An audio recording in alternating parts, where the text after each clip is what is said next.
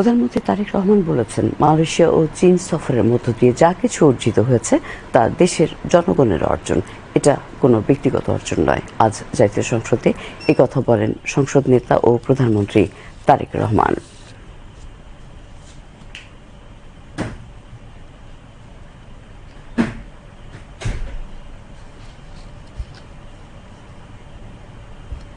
যে বিষয়ের উপরে আমাকে ধন্যবাদ জানানো হয়েছে এই সংসদের পক্ষ থেকে, তার জন্য আমি আন্তরিকভাবে কৃতজ্ঞ এবং আন্তরিকভাবে সকল সদস্যকে ধন্যবাদ জানাচ্ছি।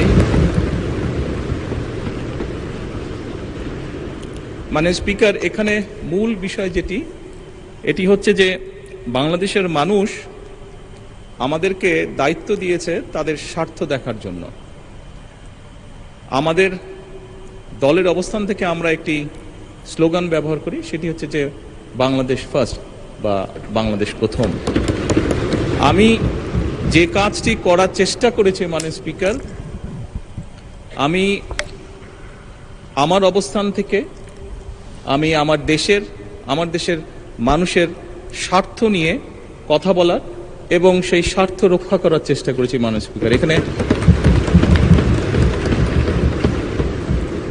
স্পিকার। এখানে আমাদের কারোরই কোনো ব্যক্তিগত কোনো বিষয় নেই। এটি যদি কোনো কিছু অর্জন হয়ে থাকে, ভালো কোনো কিছু অর্জন হয়ে থাকে, এটি বাংলাদেশের অর্জন। এই সফরের মাধ্যমে যদি দেশের মানুষের কোনো অর্জন হয়ে থাকে, সেটি এই দেশের মানুষের অর্জন স্পিকার। তবে স্পিকার, যেহেতু সংসদের সকল সদস্য, বিশেষ করে বিরোধী দলীয় নেতা, উনিও উৎসাহ প্রদান করেছেন দেশের জন্য, দেশের মানুষের পক্ষে কাজ করার জন্য, সেজন্য আবারও আমি আমার ব্যক্তিগত পক্ষ থেকে সকল সদস্য, বিরোধী দলের নেতা সহ সকল সদস্যকে আন্তরিকভাবে ধন্যবাদ জানাচ্ছি। ধন্যবাদ। এর আগে প্রধানমন্ত্রী ও সংসদ নেতা তারেক রহমানের 21 থেকে 26 জুন পর্যন্ত মালয়েশিয়া ও চীন সফরের সাফল্যের স্বীকৃতি হিসেবে জাতীয় সংসদের সর্বসম্মতিক্রমে একটি ধন্যবাদ প্রস্তাব গৃহীত হয়। স্থানীয় সরকার, পল্লী উন্নয়ন ও সমবায় মন্ত্রী মির্জা ফখরুল ইসলাম আলমগীর অধিবেশনের শুরুতে প্রস্তাবটি উত্থাপন করেন। পরে স্পিকার হাফিজউদ্দিন আহমেদ মীর বিক্রম প্রস্তাবটি ভোটে দিলে তা সর্বসম্মতক্রমে গৃহীত হয়। স্পিকার বলেন, প্রধানমন্ত্রীর সাম্প্রতিক মালয়েশিয়া ও চীন সফর বাংলাদেশের পররাষ্ট্রনীতিতে নতুন দিগন্তের সূচনা করেছে। এই সফরের মাধ্যমে দেশের স্বাধীনতা, সার্বভৌমত্ব, নিরাপত্তা ও অর্থনৈতিক উন্নয়ন আরও দৃঢ় হবে। স্পিকার বলেন, বর্তমান সংসদ নেতা ও প্রধানমন্ত্রীর এই সফরের ফলে দেশবাসী আশান্বিত হয়েছেন এবং সাধারণ মানুষও সফরটিকে সফলভাবে সম্পন্ন করার জন্য প্রধানমন্ত্রীকে ধন্যবাদ জানাচ্ছেন।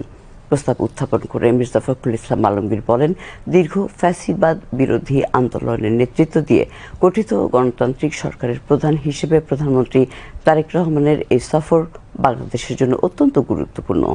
মালয়েশিয়া ও চীনের সঙ্গে সম্পর্ক আরও সুদৃঢ় হয়েছে এবং পারস্পরিক মর্যাদা ও স্বার্থের ভিত্তিতে দ্বিপক্ষীয় সহযোগিতার নতুন দিগন্ত উন্মোচিত হয়েছে।